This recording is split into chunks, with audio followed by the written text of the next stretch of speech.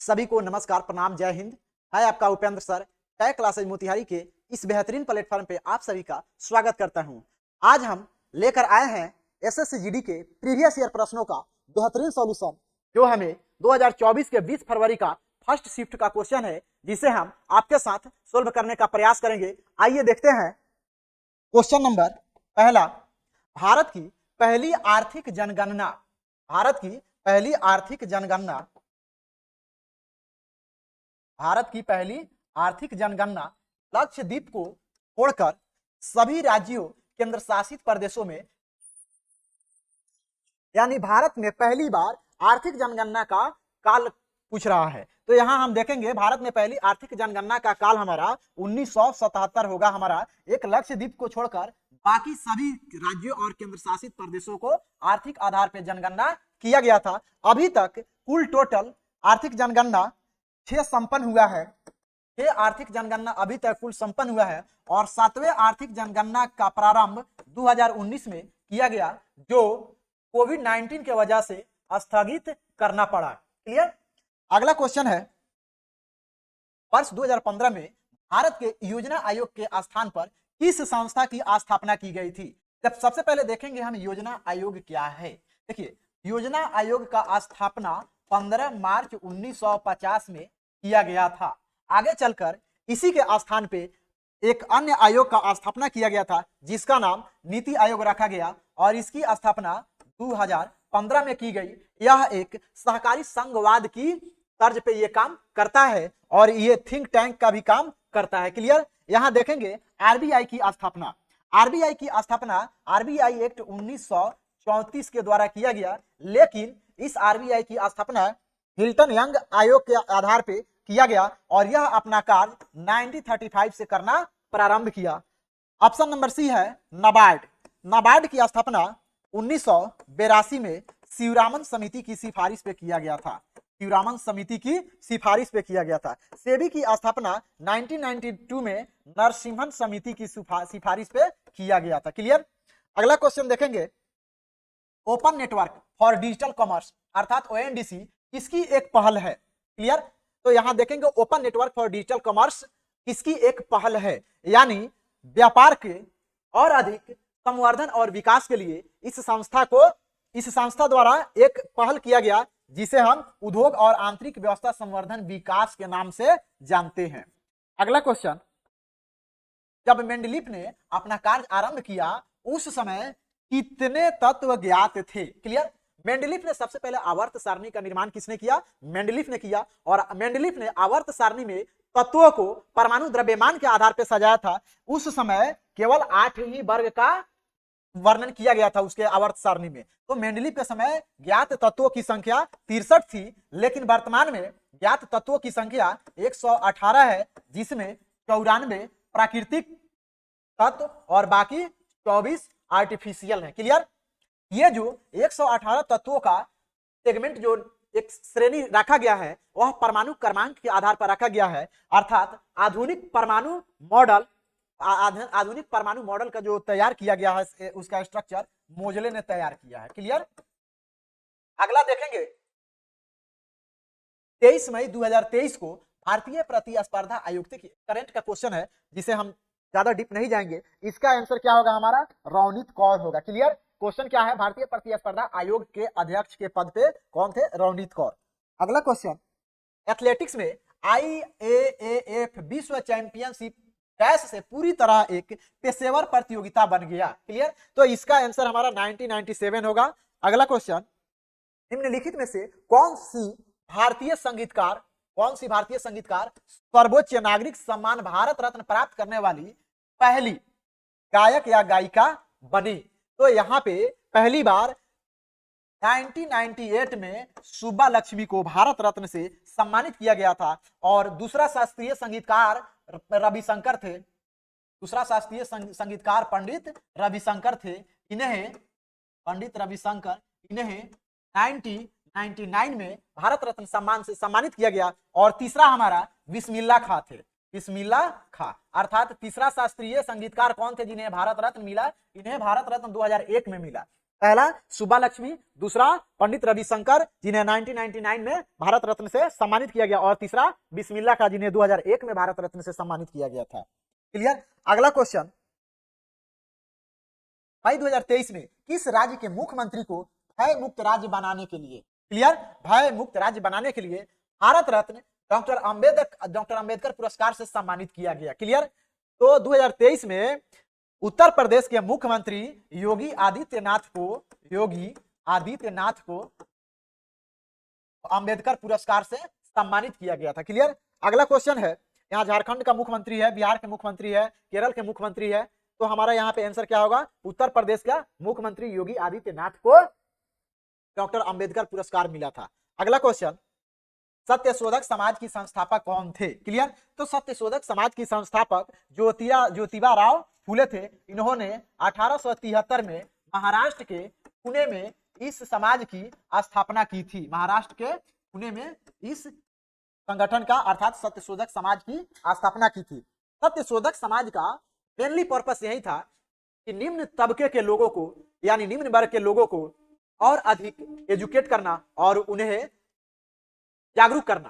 Clear. छुआछूत के प्रति उन्हें जागरूक करना। अगला क्वेश्चन है, पंडित बिरजू महाराज एक भारतीय नर्तक, संगीतकार, गायक और भारत में कथक नृत्य के कालका बिंदादीन घराने के प्रतिपादक थे। क्लियर। तो सबसे पहले देखेंगे कथक कहाँ का लोक नृत्य है, हमारा उत्तर प्रदेश का। क्लियर। कथक उत्तर प्रदेश का। लेकिन क्वेश्चन है पंडित बिरजू महाराज का संबंध किस घराने से है, तो पंडित बिरजू महाराज का संबंध लखनऊ घराने से है। क्लियर। अगला क्वेश्चन, न्यायाधीश को हटाए जाने के संबंध में नीचे दिए गए कथनों को पूरा कीजिए। क्लियर। तो यहाँ भारतीय संविधान में पहला ऑप्शन है, न्यायाधीश को कैसे हटाया जा सकता है। क्लियर। तो भारतीय संविधान में न्यायाधीशों को हटाने के लिए कोई प्रावधान निर्धारित नहीं है। न्यायाधीशों को हटाने के लिए भारतीय संविधान के अनुच्छेद 124 के 4 में महाभियोग की प्रक्रिया स्थापित की गई है, और महाभियोग की प्रक्रिया के माध्यम से ये न्यायाधीशों को, सर्वोच्च न्यायालय के न्यायाधीशों को हम हटा सकते हैं।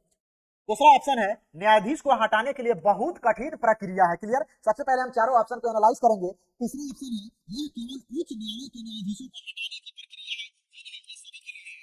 हमारा सी भी गलत हुआ। न्यायाधीशों को हटाने के लिए बहुत लचीली प्रक्रिया, जी नहीं, बहुत कठिन प्रक्रिया है। न्यायाधीशों को हटाने के लिए संसद के दोनों सदनों में विशेष बहुमत से उस प्रस्ताव को पारित करना होगा, अर्थात 2/3 बहुमत से उस प्रस्ताव को पारित करना होगा, तब जाकर फाइनली न्यायाधीश को राष्ट्रपति के द्वारा हटाया जा सकता है। क्लियर।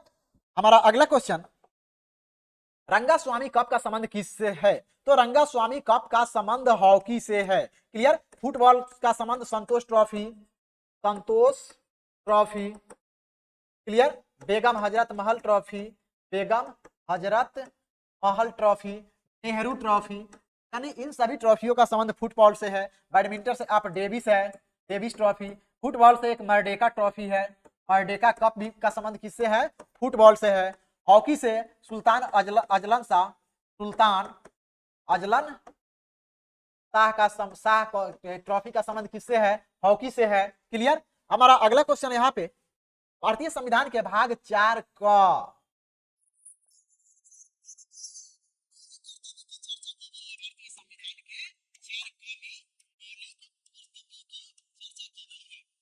इसके अनुसार, भारतीय संविधान के भाग 4(a) के अनुसार, यदि माता पिता या संरक्षक है तो डैश वर्ष तक, कितने वर्षों की आयु तक अपने बच्चों के लिए शिक्षा का अवसर प्रदान करेंगे। मिनिमम पूछ रहा है कि कितने वर्ष की आयु तक अपने बच्चों को मिनिमम शिक्षा प्रदान करना उनका कर्तव्य होगा। क्लियर। तो हम यहाँ देखेंगे भारत में मौलिक कर्तव्य कहां से लाया गया भारतीय संविधान में, तो भारतीय संविधान में मौलिक कर्तव्य सोवियत रूस से लिया गया, सोवियत संघ से लिया गया, जिसे हम वर्तमान आज रसिया के नाम से जानते हैं। क्लियर।